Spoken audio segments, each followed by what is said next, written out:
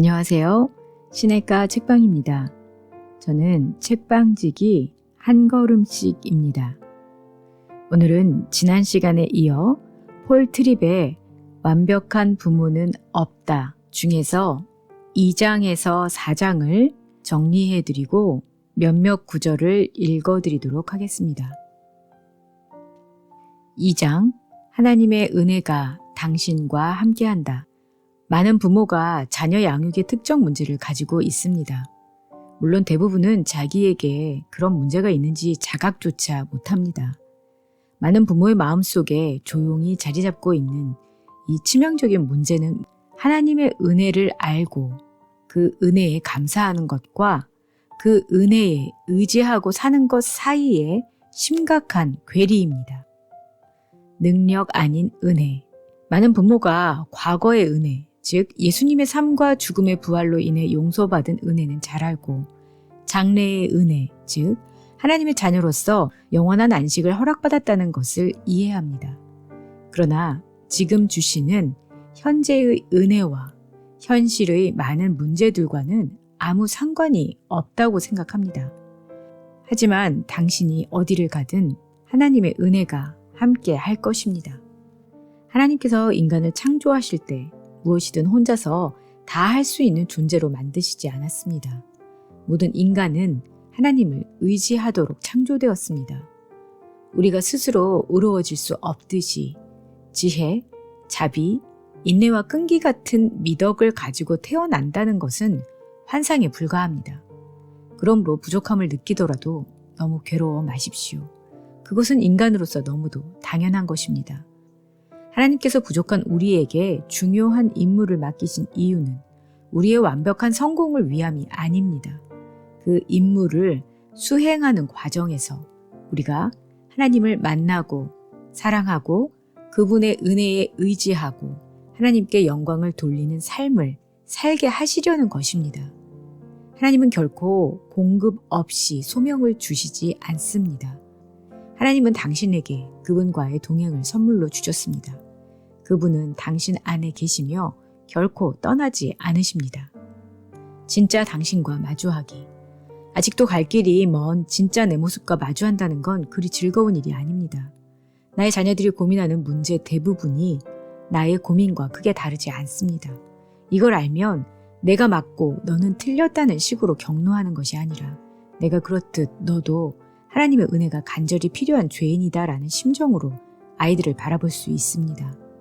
하나님의 은혜는 당신의 약점을 감춰야 한다고 말하지 않고 위대한 사람처럼 행동하기를 원하시는 게 아닙니다. 말씀을 통해 진짜 당신의 마음을 들여다보고 그 주변에 찌든 때처럼 끼어있는 잘못을 하나님께 고백하기를 원하십니다. 겸손히 자신의 잘못을 고백하는 부모는 자녀에게도 똑같은 영향을 미쳐 아이들도 그렇게 하게 만듭니다.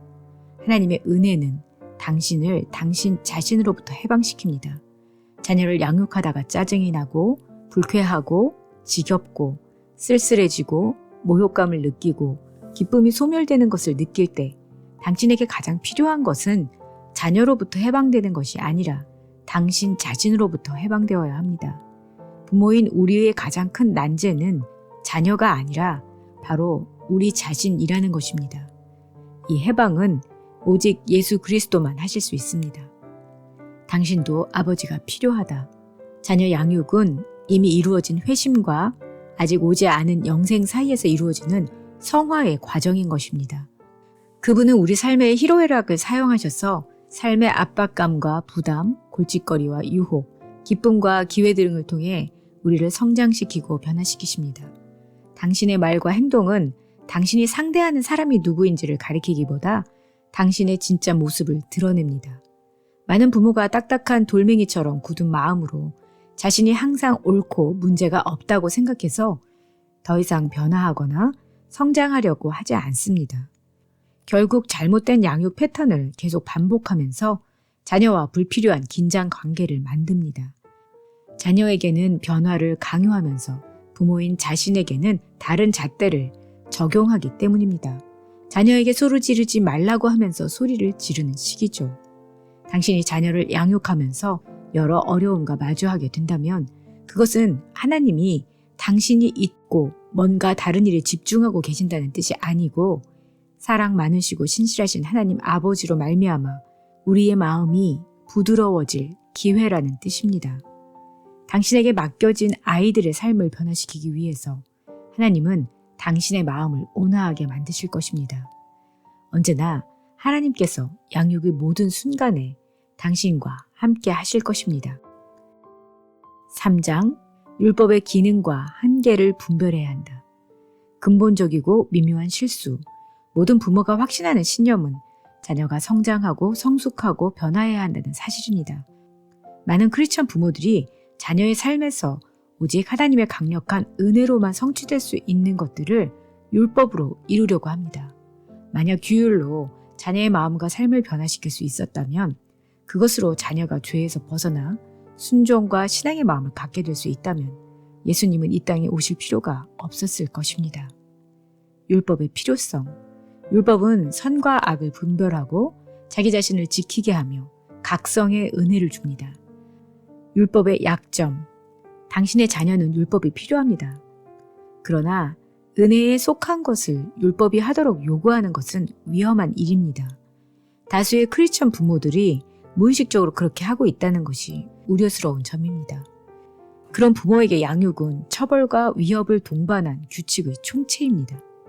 부모가 반드시 이해해야 할 것은 자녀가 죄를 깨닫게 하는 데는 율법이 큰 역할을 하지만 자녀를 죄에서 구원하는 데는 어떤 능력도 없다는 것입니다. 우리는 자녀가 하나님의 율법을 어겨서가 아니라 우리가 세운 법을 가로막고 있기 때문에 화를 냅니다. 죄와 율법의 중독, 하나님의 은혜가 개입하지 않으면 당신의 자녀는 마땅히 되어야 할 존재가 될 수 없고 마땅히 해야 할 일들을 수행할 수 없습니다. 그들 안에 죄가 모든 것을 망친다는 사실을 기억해야 합니다. 죄 때문에 부모의 가르침과 권위를 거부하고 형제 자매와 계속 다투며 학업을 방해하며 상처와 파멸을 가져오는 것에 유혹되고 물질에 탐닉하고 투덜거리고 자신이 세상의 중심인 것처럼 행동하고 모두에게 상처 주는 말을 서슴지 않는 모든 것이 죄 때문입니다. 부모와 자녀의 유일한 희망은 하나님의 은혜입니다. 부모로서 당신은 자녀의 삶에서 하나님의 율법을 집행하는 것뿐 아니라 하나님의 은혜의 연속성을 보여주고 가르쳐야 할 소명을 받았습니다. 하지만 자녀만큼이나 당신에게도 하나님의 은혜가 필요하다는 것을 기억해야 합니다. 복음을 가르치라. 부모로서 우리는 양육의 모든 일에서 자녀가 하나님의 존재와 은혜의 약속을 바라보도록 도와야 합니다. 모든 대화가 그 기회입니다. 자연의 아름다움을 가르쳐줄 때, 훈육으로 잘못을 고쳐줄 때, 자녀가 서로 싸울 때, 학교에서 경험하는 성공과 실패 때, 가정예배, 생일, 휴일, 사춘기, 잠들기 전, 영화를 본 후 등 그 모든 때가 그 기회입니다. 이제 하나님만이 자녀의 마음과 삶을 주관하실 수 있다는 사실을 인정하고 내려놓아야 합니다. 당신의 마음을 하나님의 은혜에 복종시키고 자녀가 그 은혜를 바라보도록 인도해야 합니다. 은혜의 모델. 만약 하나님께서 부모를 자녀에게 보내신 이유가 그들에게 꼭 필요한 하나님의 은혜를 체험하게 하는 것이라면 우리는 단순히 은혜를 가르치는 데 머무는 것이 아니라 자녀들 앞에서 매일 그 은혜의 모델로 살아가야 합니다. 우리도 자녀들처럼 매일 하나님의 양육이 필요한 존재임을 기꺼이 고백할 때 하나님의 은혜가 필요한 자녀들을 그분의 은혜로 인도할 수 있습니다. 4장, 부모로서의 무능을 인정할 때 하나님의 역사하심이 시작된다. 부모를 위한 복음. 저자가 들어본 부모들의 신념을 나열해보면 어떻게든 자녀가 신앙을 갖게 해야지. 끝장을 봐서라도 자녀를 잘 훈련시킬 거야. 똑바로 살게 가르쳐서 세상에 내보내는 거야. 충분히 설득하면 다시는 그런 짓 안 하겠지 등이었습니다. 이 모든 말에는 자녀가 변해야 한다는 사고가 전제되어 있습니다. 자녀의 변화를 바라고 그 열정은 좋은 것이지만 이런 신념의 모순은 바로 부모가 가지고 있지 않은 능력을 당연히 지닌 것으로 전제한다는 사실입니다. 이런 근거 없는 믿음 때문에 양육에서 많은 문제를 만나게 됩니다. 예수님의 성육신, 삶과 죽음, 부활이 증명하는 것은 인간에게 누군가를 변화시킬 능력이 없다는 것입니다. 양육은 자녀를 변화시키기 위해 당신의 능력을 사용하는 것이 아닙니다. 진정한 양육은 하나님께서 당신에게 행하실 변화의 사역을 겸손히 받아들이고 믿음으로 동참하는 것입니다. 만약 당신이 가지고 있지 않은 능력을 소유하고 있다고 생각한다면 부모로서 하지 말아야 할 일들을 하게 되고 결과적으로 꼭 해야 할 일들을 하지 못하는 실패를 경험하게 될 것입니다. 자녀를 바꾸는 것이 당신의 일이라 믿고 당신의 힘으로 그것을 시도할 때 양육은 힘들고 공격적이고 위협적이고 규칙과 처벌에 초점이 맞추어질 가능성이 큽니다. 모든 부모가 알아야 할 기초적 지식은 자녀에게 일어나야 할 변화를 부모가 만들어낼 수 없다는 것입니다.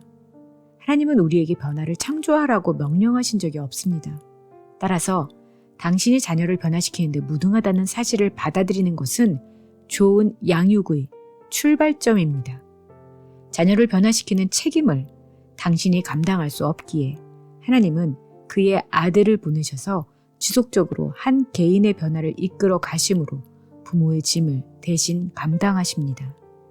하나님의 아들이 대신 짊어지심으로써 부모는 그 짐에서 해방되었고 자녀는 새로운 생명을 얻게 되었습니다. 이것이 바로 복음입니다. 우리가 할 일은 간단한데 변화를 창조하는 것이 아니라 변화의 유일한 주체이신 그분의 도구로 사용되기를 희망하며 겸손히 나아가기만 하면 됩니다. 3가지 통제 수단. 자녀를 통제시키기 위해 부모들이 사용하는 3가지 통제 수단은 두려움, 보상, 수치심입니다. 두려움을 갖게 협박하거나 보상으로 조종하려 하거나 수치심을 자극해서 변화시키려 하나 일시적 효과만 있을 뿐 근본적인 내적인 변화를 일으킬 수 없습니다. 좋은 양육의 시작. 좋은 양육은 겸손히 자신의 무능을 인정하는 동시에 하나님의 능력과 은혜에 의지하며 걱정을 내려놓는 데서 시작됩니다. 당신은 하나님께 모든 것을 맡기고 있나요? 2장에서 4장까지 몇몇 구절을 읽어드리도록 하겠습니다. 2장, 하나님의 은혜가 당신과 함께한다. 하나님께서 우리를 간섭하시는 이유는 부모의 역할을 고민 없이 쉽고 예측 가능한 일로 만드시기 위해서가 아니라 이 불가능한 일에 가까운 일을 감당함으로써 우리가 더욱 하나님을 찾고 그분의 도움을 구하게 하시기 위함이다. 그분은 자신의 부족함을 인정하고 하나님께 무릎 꿇는 사람을 최고의 부모로 여기신다. 하나님은 당신이 부모의 모든 능력을 완벽히 갖추기를 원하시는 게 아니다. 당신의 부족함에도 불구하고 기꺼이 소명을 받아들이기 원하신다. 그러면 하나님은 당신의 연약함을 들어 쓰실 것이고 당신을 변화시킬 것이다. 그리고 당신 자녀의 삶과 마음 속에 아름다운 일들을 이루어 가실 것이다. 당신이 하나님의 자녀라면 하나님은 절대로 당신을 그냥 내버려 두지 않으실 것이다. 이것이 양육의 핵심이다. 부모인 당신에게 주신 하나님의 위대하고 놀라운 선물은 바로 하나님 자체다. 하나님은 당신이 얼마나 어려운 숙제를 하고 있는지 아신다. 또 당신이 대체 어디서부터 어떻게 뭘 해야 할지 모르는 순간과 수없이 마주한다는 사실도 이해하신다. 당신의 모든 순간에 하나님이 함께 하신다. 이보다 더 좋은 게 있을까? 문제는 당신이 이 사실을 삶의 모든 순간에 기억해 내느냐다. 사실 하나님께서 자녀에게 부모를 보내신 뜻은 부모를 통해 그분의 보이지 않는 은혜를 체험케 하려 하심이다. 때문에 자신도 여전히 하나님의 은혜가 필요한 부족한 인간임을 고백하는 부모는 아이들에게도 은혜를 베풀기 위해 노력한다. 우리 역시 아버지 하나님의 보호를 떠나도 될 만큼 충분히 장성하지 못했다. 우리에게도 넘어지는 순간에 일으켜 세워줄 부모가 필요하다. 3장, 율법의 기능과 한계를 분별해야 한다. 하나님의 대사로 사용되려면 당신은 충만한 은혜를 통해 스스로의 속박에서 벗어나야 한다. 편안함, 쾌락, 성공, 통제처럼 우리가 세운 법의 중독에서 벗어나야 한다. 자녀의 죄가 좋은 양육을 가로막는 것이 아니다. 우리의 바람, 욕구와 욕망으로 가득 찬 법을 만들고 그것을 지키게 할 목적으로 자녀를 양육함으로써 하나님의 나라의 목적에 복종하지 못하는 것이 문제다. 우리가 자녀를 대할 때 하나님이 그들에게 원하시는 바가 아닌 우리 자신의 바람을 암묵적으로 강요한다는 것이다. 우리 마음이 만든 율법에 고착되어서 자녀와 대면할 때 하나님의 법을 어기는 잘못을 범하고 있다. 이러한 의미에서 우리도 자녀와 똑같다. 그 누구도 예외 없이 사람은 자신의 죄악에서 벗어나야 한다. 자녀에게 하나님의 은혜가 꼭 필요하다는 것을 말해줄 기회는 늘 있다. 예수님이 어떻게 그런 필요를 채워주시는지 설명할 기회도 충분하다. 문제는 당신이 매일의 양육 과정에서 그 기회들을 계속해서 발견하고 붙잡을 수 있느냐다. 부모로서 우린 길을 잃어버렸고 우리 방식을 고집하고 하나님의 계획을 망각하고 있다. 위대하신 하나님 아버지의 훌륭한 대사가 되려면 우리가 먼저 그 하나님의 양육을 경험해야 한다. 또한 자녀에게 하나님의 은혜를 베풀기 위해서는 우리가 먼저 하나님의 돌보심이 필요한 자녀임을 고백해야 한다. 자녀가 매일 하나님께 달려가도록 가르치고 싶다면 우리가 먼저 그렇게 살아야 한다. 자녀가 그들 마음과 손으로 지은 죄에 슬퍼하기 원한다면 부모인 우리가 먼저 우리 죄를 애통해야 한다.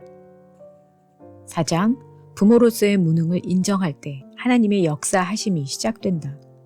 우리는 변화시키는 능력을 지니고 있다는 망상에 자주 사로잡힌다. 좀 더 크게 얘기하고 좀 더 바싹 다가서서 좀 더 무섭게 위협하고 좀 더 심한 처벌을 주면 자녀가 변화될 거라고 생각한다. 거대한 변화가 일어나지 않으면 더욱 강하게 대응한다. 물론 협박과 보상을 통해 아주 잠시 자녀를 변하게 할 수 있다. 순간적으로 그들의 환심을 사거나 두려움을 줄 수 있다. 일시적으로는 자녀의 행동을 통제할 수도 있다. 그러나 자녀가 영구적으로 변화하고 삶의 열매를 맺으려면 마음에서 변화가 일어나야 한다. 행동의 변화는 내면의 변화와 발맞춰 일어난다. 즉, 속이 변해야 겉모양이 바뀐다. 양육을 통해 우리가 다루는 문제는 행동의 변화, 그 이상이다. 우리가 계속 마주해야 할 문제는 마음의 변화이며 우리에게는 그 누구의 마음도 변화시킬 능력이 없다. 당신과 내가 가진 옛 습관, 즉 우리 자신의 능력으로 아이를 바꾸려는 행동을 중단해야 한다. 소리 지르고 위협하고 은근히 면박 주고 정죄하고 처벌을 강화하고 당신이 자녀보다 더 의롭다는 식으로 말하는 것을 삼가해야 한다. 대화를 단절하지 말고 당신을 화나게 한다고 해서 아이들을 미워하지도 말아야 한다. 혹 오해하지 않기를 바란다. 내 말은 부모의 권위를 포기하자는 뜻이 아니다. 내가 말하고 싶은 것은 우리가 사용하는 양육의 권위는 근본적으로 변화시키는 하나님의 은혜와 그분의 능력에 근거한다는 것이다. 이 권위는 인간의 힘이 아니라 위대한 하나님의 능력에 희망을 두게 한다. 그분의 능력만이 모든 부모와 자녀의 희망이다. 우리가 부모로서 무능을 인정해도 된다는 건 정말 좋은 소식이다. 그것을 인정할 때 우리는 끊임없는 두려움과 좌절에서 벗어날 수 있다. 무능을 받아들일 수 있으면 양육의 걱정에서 해방될 수 있다. 왜 그럴까? 부모인 우리는 위대한 사랑과 능력의 구속자인 하나님을 위해 일하고 있기 때문이다. 하나님은 우리가 자녀를 사랑하는 것보다 훨씬 더 많이 그들을 사랑하신다. 예수님을 죽음에서 일으키신 상상할 수 없는 능력으로 이제 우리 자녀들에게 꼭 필요한 판단력과 확신, 능력과 열정을 허락하신다. 은혜의 하나님은 당신이 부모로서 울부짖을 때 절대 뒤돌아서 계시지 않으시며 당신의 자녀가 도움을 구할 때 결코 외면하지 않으신다. 그분은 사랑 베푸시길 즐거워하신다. 화해와 회개, 변화를 기뻐하신다. 즐거이 그 능력을 사용하셔서 자녀가 자신의 능력으로 할 수 없는 것들을 그분의 계획 안에서 이루어 가신다. 네, 오늘은 폴 트립의 완벽한 부모는 없다 중에서 2장에서 4장을 정리해드리고 몇몇 구절을 읽어드렸습니다. 그럼 다음 시간에는 5장과 6장을 정리해드리고 몇몇 구절을 읽어드리도록 하겠습니다. 그럼 다음 시간에 뵐게요. 안녕히 계세요.